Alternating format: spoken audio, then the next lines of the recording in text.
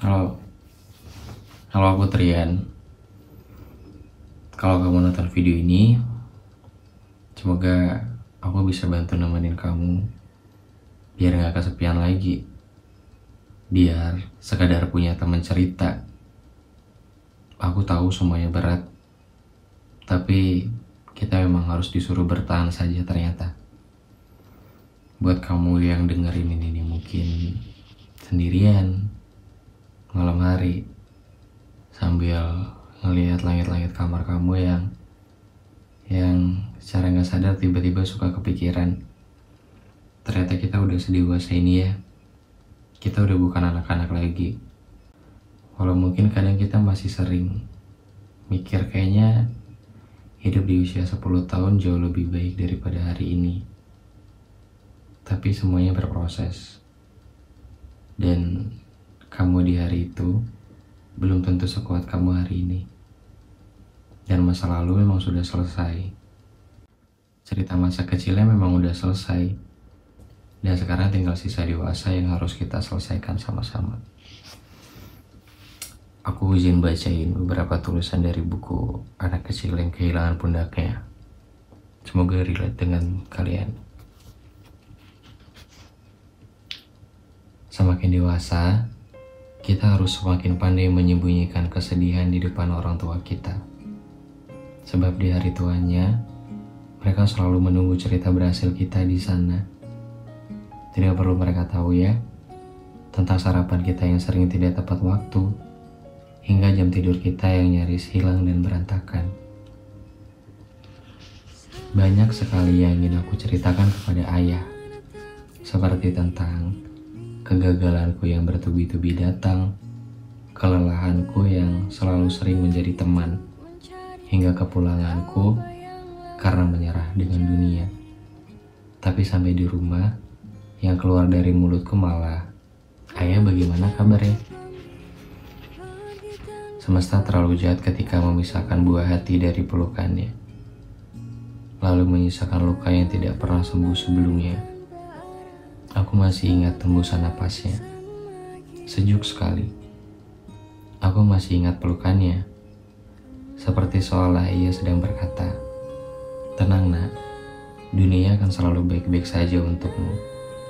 Dan ternyata benar ya, anak kecil ini perlahan dewasa bu. Sekarang ia sudah berani membuka jendela dengan tangannya sendiri, seolah ibu sedang berkata dari kejauhan, "Keluarlah, dunia tidak terlalu buruk kok. Itu mimpimu sudah menunggu untuk kau kejar."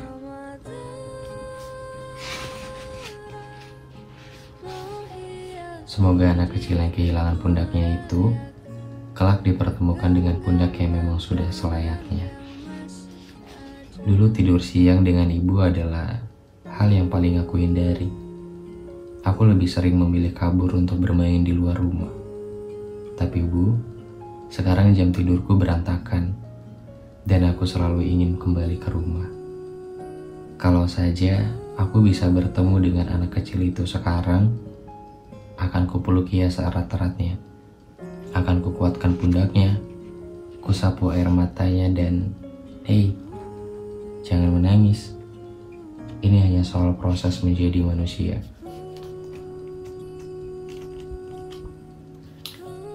Di negeri ini kita hidup seperti di dalam kandang pertarungan. Siapa yang lebih cepat kaya, cepat menikah, cepat punya anak, dan masih banyak lagi lebih cepat lainnya yang harus kita kejar.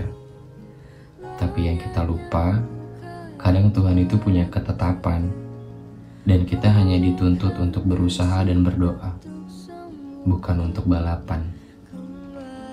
Sebisa mungkin, nanti jangan pernah membawa cerita berat kepada orang yang hidupnya sudah berat. Coba bayangkan, bagaimana kalau ternyata ia sedang memendam hal beratnya sendirian, dan kedatanganmu hanya untuk menambah beban pikirannya. Kadang memang orang yang masalah hidupnya berat, mereka punya segudang kalimat untuk membuat orang lain lebih hidup. Padahal ia tidak bisa mengobati dirinya sendiri. Padahal semangat hidupnya sendiri sudah terasa mati. Ia hanya tidak mau orang lain semalang hidupnya. Sederhananya, ia kini butuh pelukan untuk meruntuhkan sedikit lukanya. Setidaknya kita tahu diri.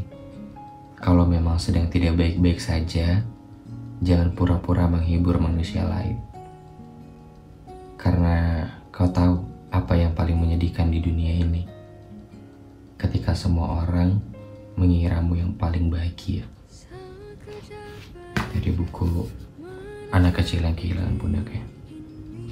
Karena setelah dewasa, semua orang merindukan masa kecilnya. Semoga kamu bisa baca buku ini dan bisa ketemu sama anak kecil yang selama ini mungkin sering kamu ajak cerita di tengah malam. Mungkin sering kamu peluk dirinya ketika lagi capek. Dan anak kecil itu sekarang udah dewasa. Udah waktunya buat kerja, buat menuhin keluarga, buat nyelamatin diri sendiri dan nyelamatin seisi rumah. Waktu cepat banget ya. Gak nyangka kalau ternyata dunia yang waktu kecil kita lihat itu, sekarang kita jadi peran utama di situ. Kita jadi peran utama di orang-orang yang sibuk kerja kantoran. Kita jadi peran utama orang-orang yang selalu pulang sore. Kita jadi peran utama dari orang-orang yang sibuk nyelamatin dirinya masing-masing. Ya, kita sekarang ada di sini, ada di fase dimana kita harus bertahan, selain menyelamatkan diri sendiri, juga menyelamatkan banyak orang di sekitar kita. Aku tahu, kadang capek itu nggak bisa bohong. Kadang kita sering pura-pura biar nggak kelihatan capek, tapi padahal kita beneran capek banget. Tapi kita nggak mau orang lain tahu kita capek. Aku tahu. Jadi pura-pura kuat itu secapek itu.